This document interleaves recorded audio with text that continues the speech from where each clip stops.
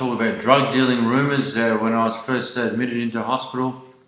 Basically, senior nursing staff Maggie basically told me that I was a drug dealer, and basically which led to an hour, nearly half an hour argument that was carried out in front of lots of patients, and also my friends that were visiting Michael Basman.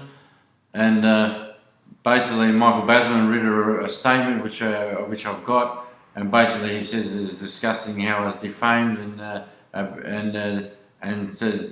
talks in detail about the argument that I had with this member of staff, and basically says that in 25 years he's known me that I've never dealt drugs, or nor has he ever heard of any thing as crazy as that. And the bottom line is that the police dropped me off at the mental institution. He's saying that they're concerned about my mental state, but at the end of the day they obviously left a filthy rumour like that to defame my character. And basically when they dropped me off, now the bottom line is it shows that they didn't give a fuck about my mental state, and it also shows that I was wrongfully incarcerated simply by the malice that you can see there. And it's quite obvious.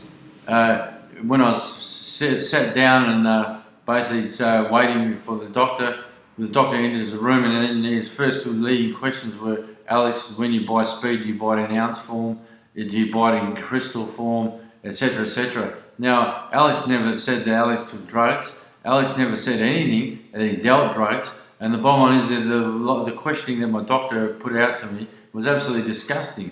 Secondly, when I left that meeting, the doctor says, "Oh, Alex, by the way, pardon the pun, you better speed off to the kitchen." You know, and then I laid a formal complaint against Dr. James Baker. But this is absolutely disgusting. What happened then was the staff, Maggie, came and said I was delusional, and all the argument was all in my head, and I was basically delusional.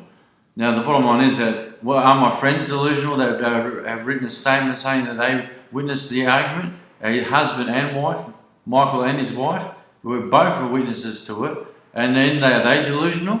Then 3 years later, I've been locked up again in the mental institution, and I got visitors, Colin Harrington and Dave Williams. They come visit me, and we're sitting at the back where everyone smokes.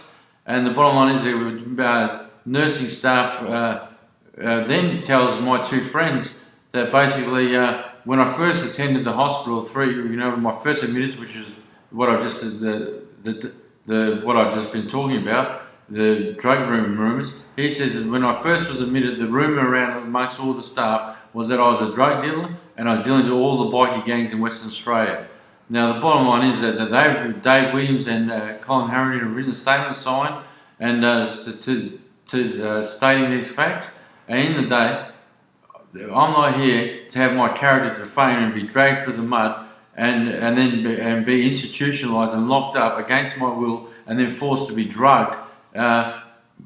Absolutely disgusting, and absolutely disgusting.